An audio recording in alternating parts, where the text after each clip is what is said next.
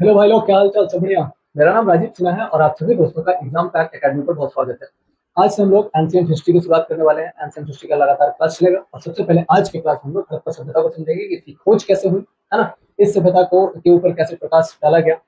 इस सभ्यता का नाम हड़प्पा सभ्यता, सिंधु सभ्यता या सिंधु घाटी सभ्यता क्यों कहा जाता है, इसको भी समझेंगे। और यहाँ के मूलवासी के बारे में क्या कहा गया है, क्या विद्वानों का मत है, इसको भी समझेंगे, है ना। तो चलिए शुरू करते हैं। सबसे पहले हम लोग हड़प्पा घूमने चलते हैं और फिर समझते हैं कि कैसे उसकी खोज हुई। देखिए, सबसे पहले हड़प्पा 1826 ईस्वी में 1826 में चार्ल्स मेसन पहुंचता है यहाँ पर। ध्यान रखिएगा कि जो चार्ल्स मेसन है ना, ये कोई आर्कियोलॉजिस्ट नहीं था, पूरा तत्व का ज्ञाता नहीं था। इसका नाम ओरिजिनल था जेम्स लुइस, है ना। इसका नाम था जेम्स, ओरिजिनल नाम जेम्स लुइस। और ब्रिटिश सेना में सोल्जर हुआ करता था और नौकरी छोड़ के भाग गया था, है ना। और अपना नाम बदल लिया था और चार्ल्स मेसन अपना नाम रख लिया था। बात समझ आई? तो जेम्स लुइस अपना नाम बदल के चार्ल्स मेसन रखता है और घूमते फिरते भागते भटकते 1826 ईस्वी में पश्चिमी पंजाब, यानी जो आज कहाँ है, पाकिस्तान में है, हड़प्पा पहुंचता है। जब ये वहां पहुंचा तो इसे क्या दिखाई दिया? हड़प्पा कालीन जो टीले थे उसको ये देखता है, खंडरों को देखता है। क्योंकि आर्कियोलॉजिस्ट था नहीं, वैज्ञानिक नहीं था, एक्सप्लोरर बन गया था सेना का नौकरी छोड़ के, है ना। तो इसके मन मस्तिष्क में ये ख्याल आया कि ये कोई बस्ती रहा होगा, बहुत प्राचीन बस्ती रहा होगा। और अंदाजा लगाता है, अनुमान लगाता है कि शायद ये सिकंदर के समय का बस्ती रहा होगा। इससे ज्यादा वो दिमाग नहीं लगाता, घूमते फिरते फिर वहां से निकल जाता है। इसके बाद 1853 ईस्वी में इस जगह पर नजर पड़ती है अलेक्जेंडर कनिंघम की, है ना। एलेक्स जेंडर कनिंघम, ध्यान रखिएगा कि अलेक्जेंडर कनिंघम को भारतीय पुरातत्व का जनक माना जाता है, हाँ, फादर ऑफ इंडियन आर्कियोलॉजी। इस पॉइंट को नोट कर लेना, भारतीय पुरातत्व का जनक, पुरातत्व का जनक, ठीक है। अलेक्जेंडर कनिंघम 1853 ईस्वी में। हुआ क्या था, उस समय रेलवे की शुरुआत हो रही थी भारत में। तो ईंटें जो है जो लगाई जा रही थी ना, तो लोगों का नजर गया कि कहाँ से ईंट आ रहा है। तो पता चला कि यहाँ पे कुछ टीले हैं, है ना, खंडर मौजूद है। वहीं से ईंट जो है रेलवे लाइन में लगाया जा रहा है। कनिंघम जो पूरा तात्विक था, आर्कियोलॉजिस्ट था, प्रसिद्ध आर्कियोलॉजिस्ट, वो पहुंचता है 1853 में पहली बार हड़प्पा। क्लियर है? वहां जाता है। इसके बाद में 1856 में भी यहाँ पे आया है, 1872 में भी यहाँ पर पहुंचा। जब भारत में एएसआई का गठन हो जाता है, भारतीय पुरातत्व सर्वेक्षण का जब गठन हो जाता है ना, तो आर्कियोलॉजिकल सर्वे ऑफ इंडिया, उसके बाद जब वहां का महानिदेशक बनता है उसका, तो भी यहाँ पे आता है। 1853 में जब अलेक्जेंडर कनिंघम हड़प्पा पहुंचा, है ना, वहां पे वहां के टीलों को देखा।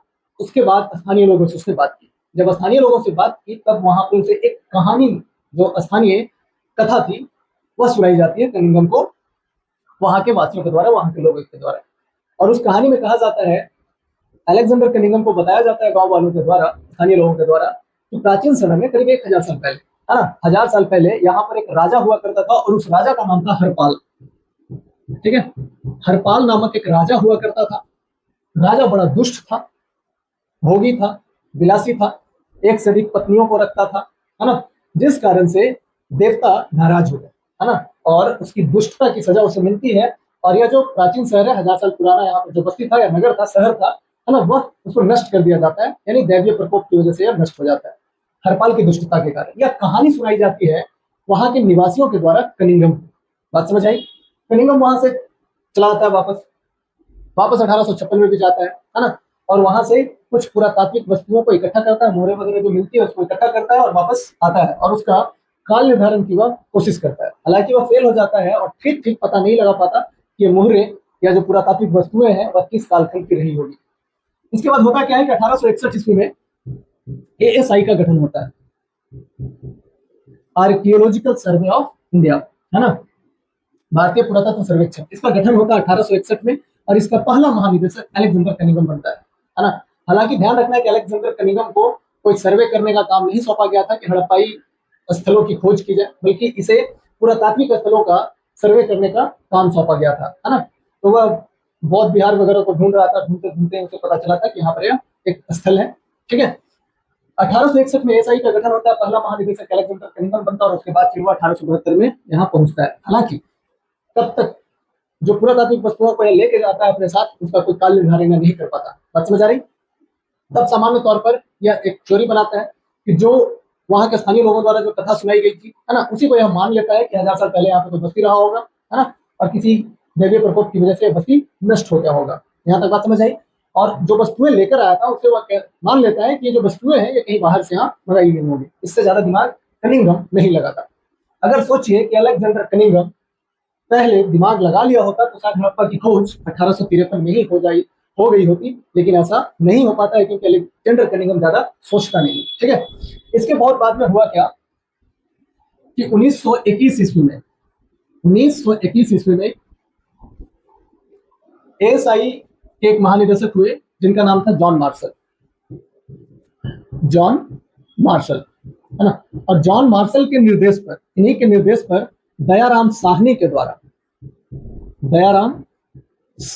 द्वारा 1921 ईस्वी में हड़प्पा की खोज की जाती है या खुदाई की जाती है। हड़प्पा की खुदाई होती है, ध्यान रखना है। 1921 ईस्वी में जॉन मार्शल के निर्देश पर दयाराम साहनी के द्वारा, जॉन मार्शल कौन थे, तो एएसआई के महानिदेशक बने और उन्होंने निर्देश दिया जिसके आधार पर दयाराम साहनी के द्वारा 1921 ईस्वी में हड़प्पा की उत्खनन शुरू होती है या उत्खनन क्या, खुदाई शुरू किया जाता है हड़प्पा का। ठीक इसी समय ध्यान रखना है कि जॉन मार्शल के निर्देश पर 1922 में, है ना, राखल दास बनर्जी, इनके द्वारा मोहनजोदड़ो, है ना, इसकी भी खुदाई शुरू की जाती है। और आपको ध्यान रखना है कि जब हड़प्पा की खुदाई होती है ना, उसके बाद जॉन मार्शल एक रिपोर्ट देते हैं 1924 में और सदियों से एक विस्मृत सभ्यता के ऊपर प्रकाश डाला जाता है 1924 में। बात समझ आई? जब इनका रिपोर्ट आता है जहां पे मार्शल बताते हैं कि यहाँ पर करीब 5000 साल पुरानी एक नगरीय सभ्यता मौजूद थी, है ना, जो मेसोपोटामिया की सभ्यता और मिस्र की सभ्यता के समकालीन थी। यह बात अपनी रिपोर्ट में जॉन मार्शल कहते हैं और इस तरीके से 1921 ईस्वी में हड़प्पा सभ्यता की खोज होती है। हड़प्पा सभ्यता के ऊपर प्रकाश डाला जाता है जॉन मार्शल के नेतृत्व में। क्लियर है? तो ये हो गया कि हड़प्पा सभ्यता का खोज कैसे हुआ, इसके पीछे कहानी क्या था। अब समझते हैं कि हड़प्पा सभ्यता का क्या क्या नाम है और इसके पीछे का कारण क्या है। तो देखिए, एक तो इस सभ्यता को सिंधु घाटी सभ्यता कहा जाता है। सिंधु घाटी सभ्यता, इसे हड़प्पा सभ्यता कहा जाता है। इसे सिर्फ सिंधु सभ्यता कहा जाता है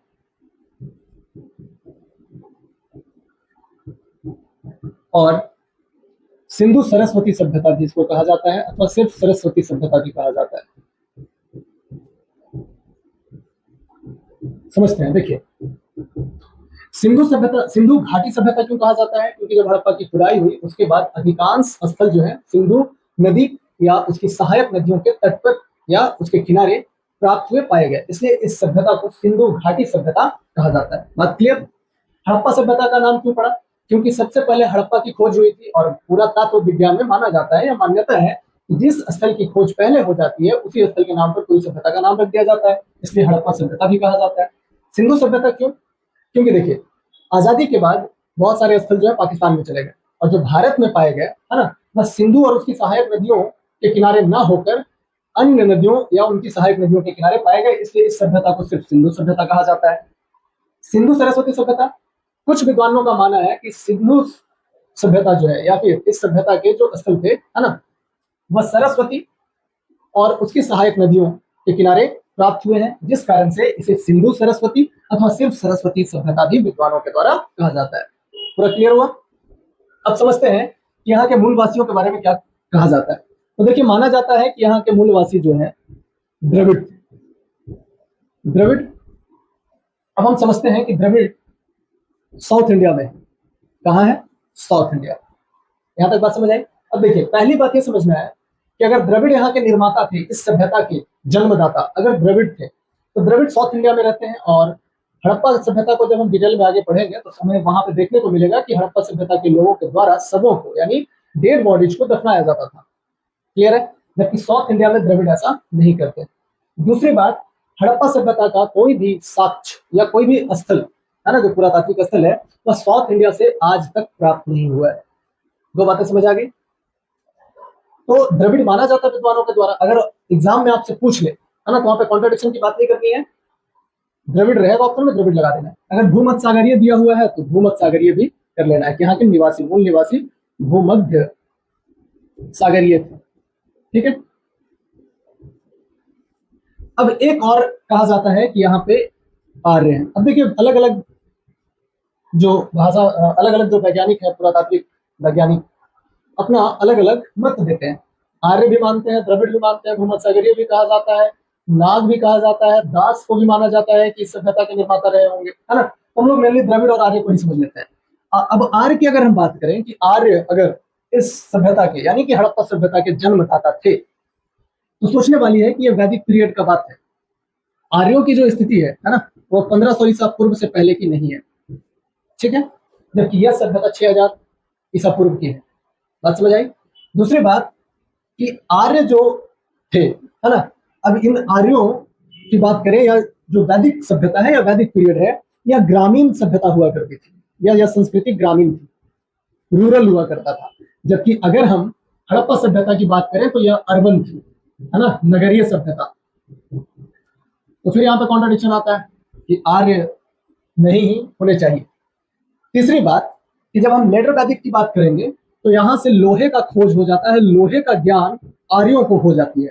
जबकि यह कांस्ययुगीन सभ्यता थी, कांस्य युगीन यानी ब्रॉन्ज एज सिविलाइजेशन है, ब्रॉन्ज एज सिविलाइजेशन है हड़प्पा सभ्यता, है ना। हड़प्पा सभ्यता के पहले बहुत सारी संस्कृतियां पाई गई जो ताम्र पाषाणिक थी, है ना।